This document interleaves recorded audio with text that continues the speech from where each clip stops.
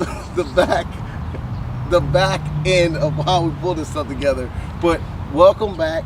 This is the Days of Oneness, which we call a Day of Oneness, all throughout May, leading up to the Day of Oneness, the run, walk, soon to be parade, as I'm calling it. But leading up to that, we're having conversations around the concept of community and how we build that, how we connect, how we build and act together. So community, connection, build, and act. And one of the unique things that's happening is Mother's Day on Sunday. And we're like, well, my goodness. I'll talk more about it. I'm not going to get emotional, but my mother's not on this side of eternity right now. She's waiting for me. And Shiela Johnson, which we're going to talk about when we go through some questions, 8 questions. Here is, I'm just going to say, like, my mother emeritus, or whatever you want to call it, our community mother. That's a concept that I put even in the text, like community mother, because she's mother to a bunch of people, and how that fits into community. So I guess, hi Shiela. Just hello, RichRel. Very quickly, your background though, because you're so young and run all kinds of stuff. Like, just for people who have the context, you grew up here in Southern California, and raised and born in Watts.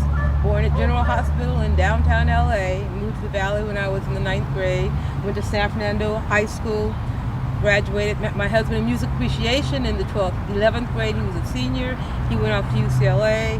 The rest of it sort of, long story short. So she is Southern California, like 100% Native through California. and through. Like through and through. Okay, so it's been some years now. When did we first meet? How did we meet and when? Do you remember? It's probably been 4 years ago, maybe. Yeah, more than 4 years. 5 years ago. Okay, so we were actually meeting to help you start up a launch at a church. Yes. John Huddle, once again, John Huddle, bless his heart, invited us to help you at a launch. And I swear, I thought you were 21 or 22 years old at the time. Anyway, we helped with the launch, and then you became the director of LA Marathon. Yep.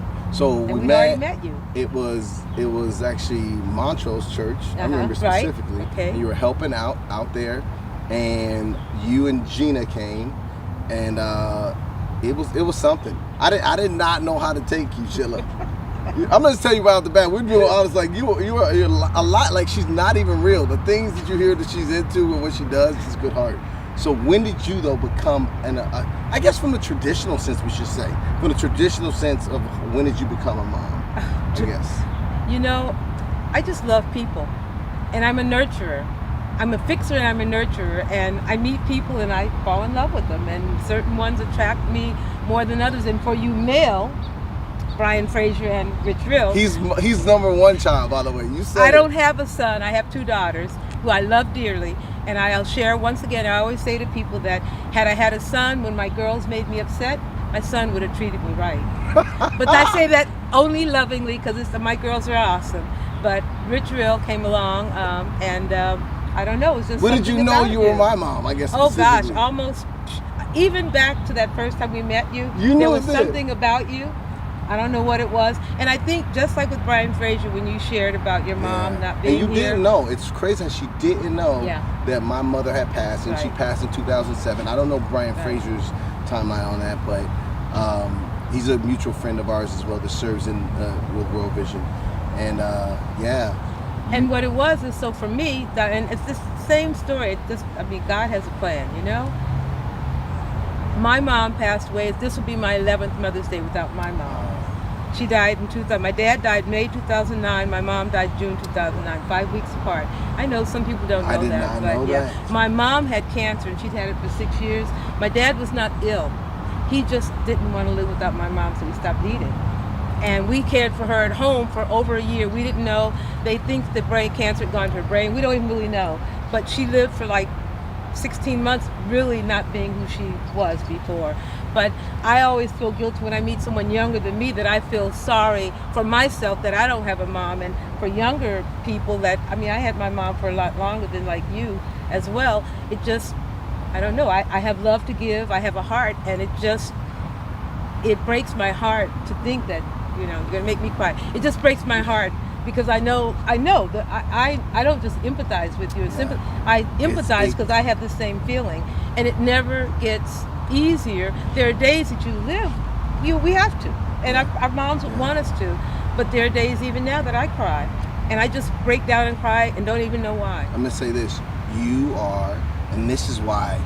Just thank you, Ryan, again. Redefining community and redefining what to be a mother means.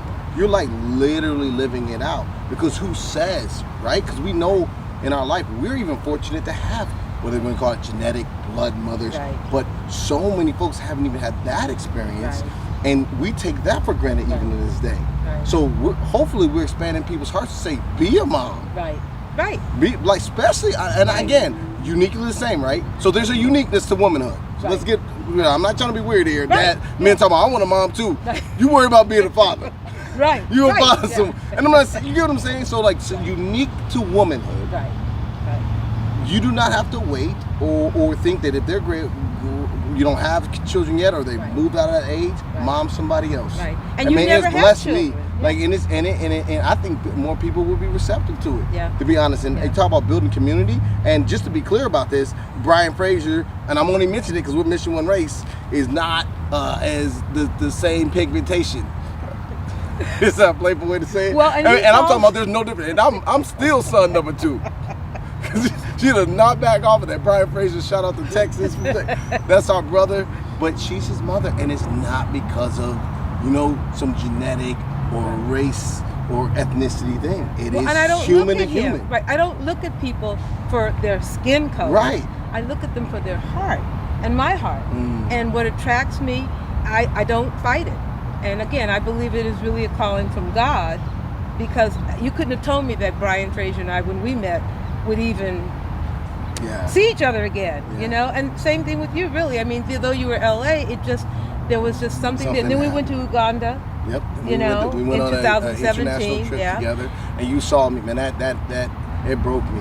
Yeah, and when You you saw were it. Julius, and just the love that you had for that young man, everybody wants to be loved, and everybody deserves to be So loved. what does being a mom mean to you?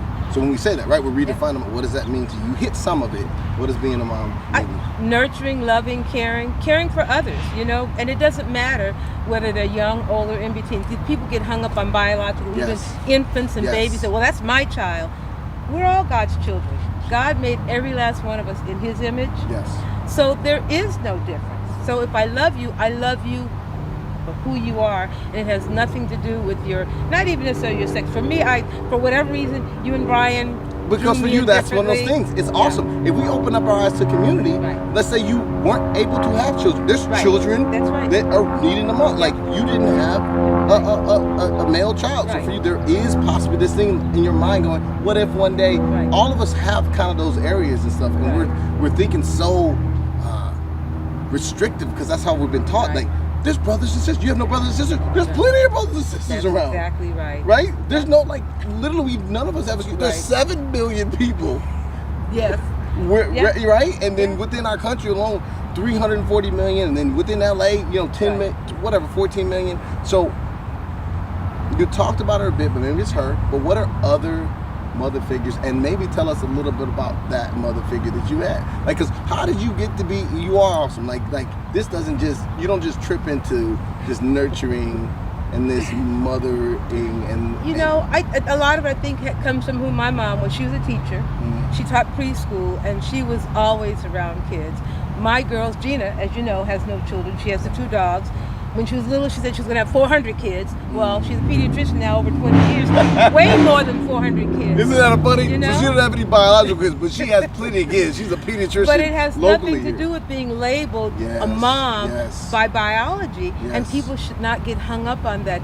If your heart is in it and you care for someone, then move on it.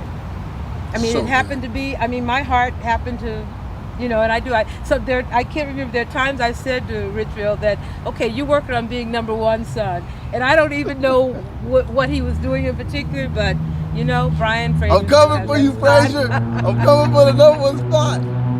So what role do you think motherhood and moms play in community?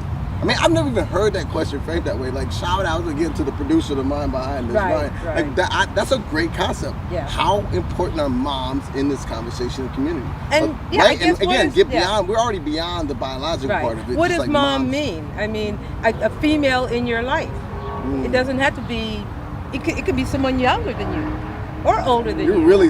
You know, I like a mom this, doesn't have to be someone that's older or younger necessarily. I mean, there are people that I look up to even now, but I think back when we first started at our church 40-something years ago, and the church was majority white, but there were women in there who took me under their wing, you know, and they could relate to a 1-year-old or a 100-year-old. The pastor's wife, I mean, Marjorie, bless her heart, they just were those people. And so I think I saw the love from them, and people that I would meet like for lunch, before work, once a month or whatever, and just who they were. They shared it. And I'll tell you this, when we walked into that church, the very first time, we had no idea. Our kids had gone to were going to the elementary school. I didn't know what was inside. And they were almost all, it was pretty much a white church. But they did not look at us like, who are those black people going inside of here? From the moment we started, they loved us for who we were. And I say that all the time. So you're kind of hitting it. So motherhood, even in the community, but then specifically the oneness. And I'm sorry, this is being the male in me, knowing that even if I wanted to, there's this weird moment where mothers have aliens inside of them. If you're able to, like, I really view it as like very alien, like that in itself is spiritual. So like, if you're not a spiritual person, just take a moment, really think about having a child, and let it blow your mind for a second. There's something growing inside of you, right? And it's coming out soon, and it's slimy and weird when it does. No recently born babies are cute. Let's get that out of here. Like after the slime gets off of them, I've never seen a pretty. All of your ugly. But every mom looks at every baby of theirs and says, "You're so beautiful." But when you look back at those baby pictures, like you were lying to me because you were not. But it's. Well, what is that oneness? Like, there's a oneness in. That's what I'm telling you. I think women, whether they've been able, especially if you've had that physiological, that biological interaction with having something actually literally being one with you, because one member doesn't mean the same. It means though you are separate parts, you're separate parts, but that baby is clearly one with you, right? Yeah. How does that kind of help that conversation? For me, I just was talking to my sister-in-law about this yesterday. They have puppies that their dog just had, 7 puppies. And we started talking about that, and then I said, you know, the miracle of carrying something inside of you that comes out and grows into an adult, a human being, that may be part of God's plan for the nurturing part of a woman. Not that the man doesn't love the child, but it's different. It's different. But that's why you gotta own that it's just different. But that's why we need men and women. Yes. Not all men, not all women. We need both. You know? And so it's just, I mean, for me, I'm just a nurturer. I'm a fixer, which I can't fix everything, but if I could, I would. And I'm a nurturer, and I've always been a nurturer. That's just what I mean. All through our life at church, I always had somebody's baby or kid with me, and people were like, "Who's this kid? Oh, this is so and so, so and so." So you're showing that you can actually increase. Say you're not a nurturer, but I've heard some women say this. She's had a lot of practice, mommy. No, I'm being joking. I'm being serious, joking. So we're gonna do the last question / is a combo question, and because you kind of already give. So we answered one. You've given plenty of advice for moms. So that was what I was going to ask you, and that happened organically. But for the last one, and I think the way it's written, but in my heart I really feel like this. Like, what advice do you have? And you're speaking from your perspective for somebody that's like lost their mom, that they're not here, you know. And how do you for me, having lost my mom myself, there are people who will support you and love you. And the thing is, your mom loves you no matter what. And there are other people who need to love us no matter what. So then there is no difference. Yeah. We are creatures who need love. Everybody needs love. And if your mom or your dad or your parent, your biological aren't here, there are other people who can love us. And we need to accept that love for the value. And really the love that is sincere, not fake.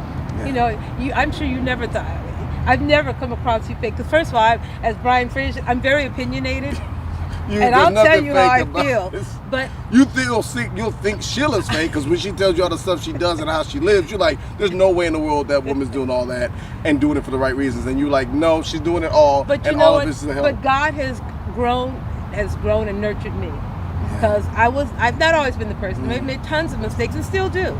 But God has been really gracious and good to me. And I have an awesome husband.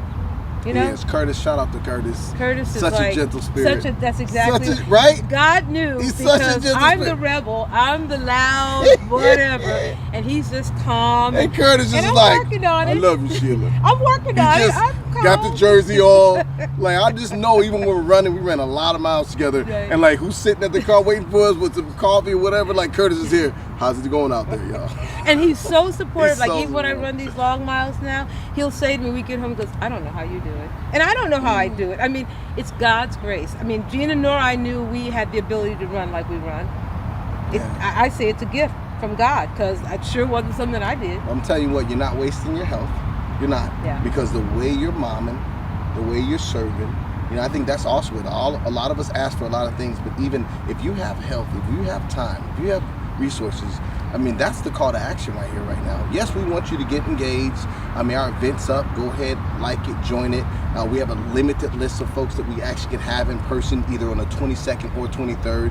Wait for more information on that. We're actually going to give tours of the Bonnie Bray House on the 22nd. But then we're going to go live with the walk, run, parade thing. It's not about, everything we're doing is trying not to make it like so physical driven, right. But there is a beauty to coming together, right? But we want to be mindful about the health.